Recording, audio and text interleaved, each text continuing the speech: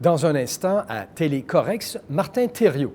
Il est directeur essais et conformité des produits au CRIC, le Centre de recherche industrielle du Québec.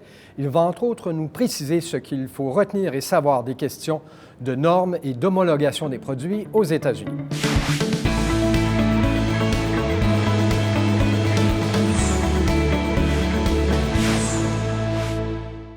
Alors bonjour, M. Thériault. Bonjour, M. Vizina. Écoutez, il y a beaucoup de questions à se poser lorsqu'une entreprise veut exporter ou enfin s'implanter aux États-Unis, mais dans l'optique du CRIC, quelles sont les questions justement auxquelles elle devrait au moins songer là, avant de se lancer à l'assaut du marché? Bien, la première question à se poser, c'est dans quel état de maturité est le produit que je veux exporter? Est-ce que c'est un produit qui est déjà vendu, mature et bien établi au Canada? Ça sera une étape beaucoup plus simple d'aller exporter aux États-Unis avec ce genre de produit. Oui, il faut avoir fait ses preuves avant. C'est ça. Alors que si c'est un prototype, bien, à ce moment-là, il y aura plusieurs étapes préalables à avoir et à obtenir, même pour le Canada. Mais en même temps, j'imagine qu'il faut avoir une, je ne sais pas comment on appelle ça, une homologation. Ça dépend des produits. Il y a des produits qui sont couverts, dépendamment du type de produit. Un produit qui doit se brancher au secteur devra répondre à des normes de sécurité électrique. Un produit à batterie, mais qui émet des ondes électromagnétiques parce qu'il a un processeur à l'intérieur, bien, devra se rencontrer les normes du FCC. Dépendamment du produit, plusieurs éléments doivent être à considérer.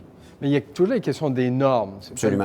En quoi les normes américaines sont-elles différentes? Je présume qu'elles le sont. On a des normes canadiennes. Plusieurs normes ont des particularités du côté américain qui n'ont pas ou qui sont légèrement différentes. Cependant, la tendance est à l'harmonisation dans les normes. Déjà, plusieurs normes sont même binationales.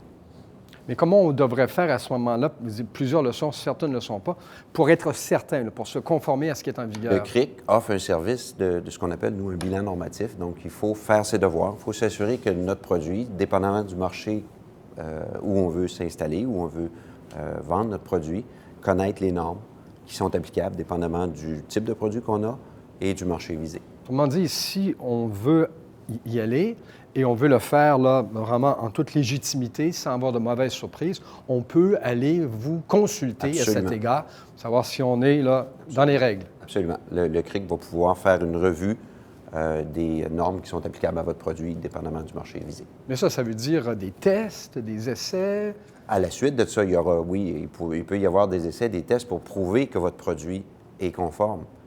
Les normes, c'est une chose. On doit concevoir, on doit fabriquer le produit selon des normes, mais on doit aussi prouver qu'il rencontre ces normes-là, et souvent, ça se fait à l'aide de tests. C'est ça, parce que la preuve doit être établie, démontrée, vous devez avoir certificat. Certains produits sont d'accès libre, d'autres ont besoin d'une homologation. À ce moment-là, c'est les CSA, les UL de ce monde là, qui vont offrir cette certification. Oui, mais ce qui veut dire que c'est une étape préalable. Absolument. Il doit y avoir des frais, là, parce que c'est du temps, oui. Il doit y avoir des délais. Il faut prévoir un budget, évidemment, pour bien se lancer. Avant de se lancer, il faut prévoir un budget qui doit prévoir une recherche de normes, qui doit prévoir aussi des tests, des essais. Si votre produit doit être homologué par UL ou CSA ou TUV, il y a plusieurs marques possibles. Vous devez également prévoir des frais annuels parce qu'il y aura audit de votre fabrication. Ça peut être récurrent. Ça peut être récurrent. Si votre produit est un produit de consommation de masse, bien, vous allez avoir une marque déposée. Si votre produit est plus un produit unique ou seulement quelques exemplaires à vendre, à ce moment-là, il peut y avoir ce qu'on appelle des inspections spéciales. Mais on s'entend, ce n'est pas une montagne, c'est une procédure qui est assez régulière et c'est dans l'ordre des choses de le faire. Il ne faut pas être terrorisé ou réfréner son envie parce qu'on a peur de... Non, je pense qu'il faut y aller et être bien outillé. Il ne faut pas se faire prendre au dépourvu. Je pense que si on suit les étapes, c'est un processus qui est rigoureux, mais qui n'est pas compliqué. Et si on suit les étapes et qu'on s'assure de mettre les choses l'une après l'autre, il ne devrait pas avoir de problème.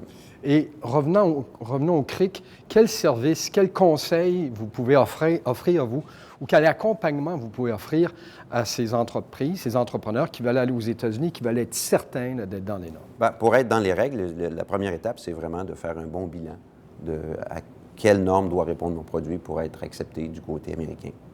Donc ça, c'est une première étape. Une fois cette étape-là faite, évidemment, dépendamment de la maturité du produit, comme je l'expliquais plus tôt, bien, il va falloir faire soit des tests ou démontrer par équivalence notre conformité aux normes américaines. Et je présume que c'est ce que vous faites régulièrement dans votre On métier. peut offrir ces services-là. On n'offre pas tous les services dans tous les domaines, sur tous les produits, mais on est assez bien outillé de ce côté-là. Bien, M. Thériault, merci beaucoup. Ça fait plaisir.